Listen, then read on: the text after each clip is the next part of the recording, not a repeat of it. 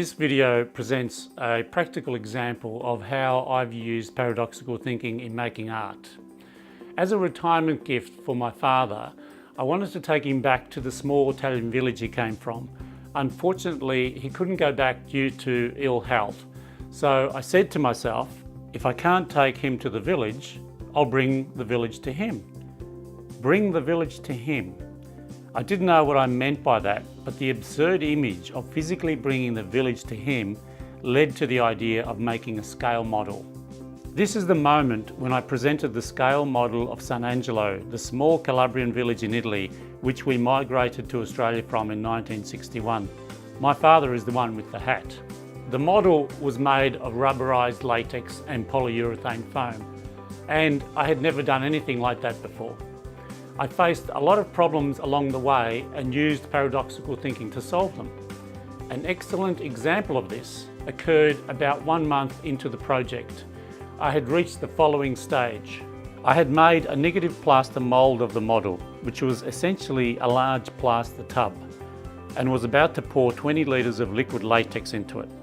The latex forms a thin rubber skin when it comes into contact with plaster and is left to dry. To form the thick skin I needed, I would have to continually pour the 20 litres of latex into and out of the mould, building up the latex skin and allowing it to dry each time. Now, liquid latex contains ammonia, and in the confined space of my garage, this next step was going to be toxic, messy and heavy, a real problem for me. So I decided to stop everything and see if I could come up with a healthier, more elegant solution to this problem through paradoxical thinking. My starting point was to believe that such an elegant solution existed, even though I had no evidence of it.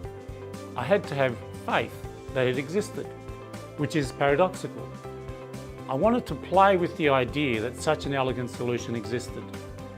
As I know myself, I know that there is a side to me that wants certainty and did not want to waste time searching for something that may or may not exist. So I knew that I had to negotiate with myself to give myself time to play and explore this idea. I choose to see this negotiation as an actual conversation between my left and right hemispheres.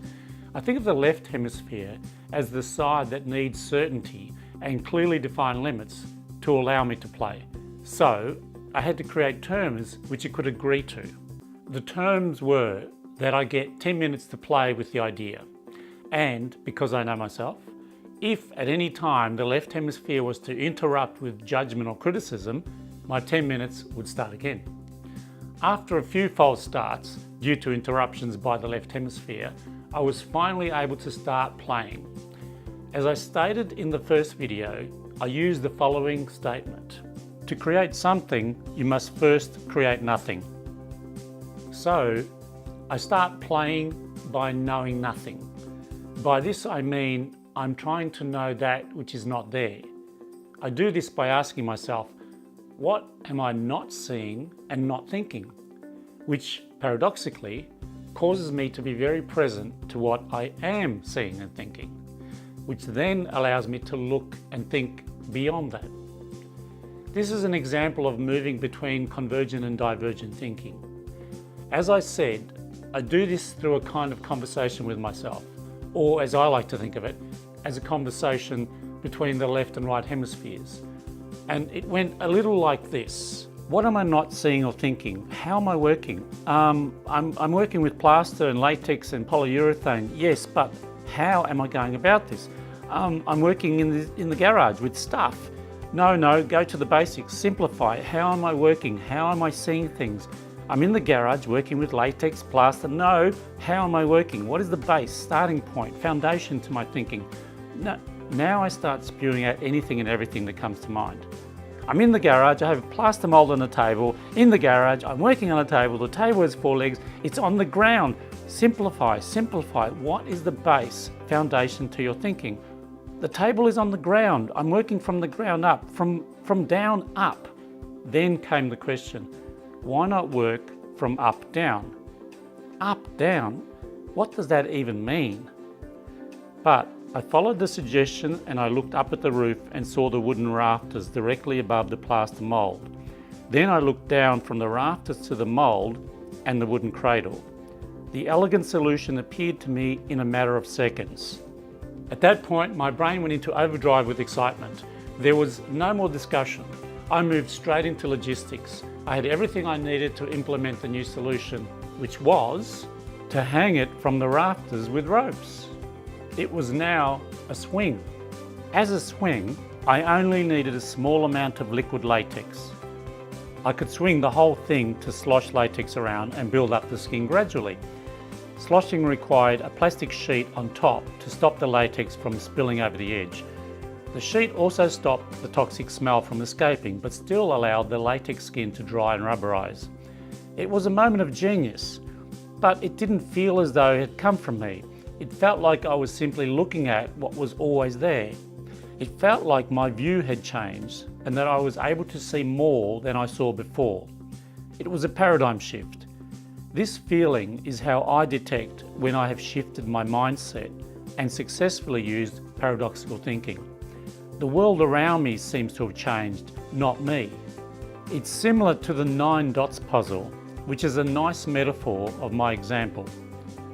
With this puzzle, you have to join the 9 dots using 4 straight lines without lifting your pen off the page. It's impossible to do if you think of the dots as being the limits of the work area, which is what most people do. If you ask yourself, what are you not seeing, not thinking? It reveals what you are seeing and thinking, which allows you to see the limits you created. Once you see beyond the assumed limits and think outside the box, the solution is possible. Making this video forced me to analyze my thinking processes so that I could explain them to you. In doing so, I actually revealed to myself 4 principles that I use to guide me through paradoxical thinking. And they are: know my intention or vision, know myself, know nothing, and know when I know nothing or when I've achieved a paradigm shift.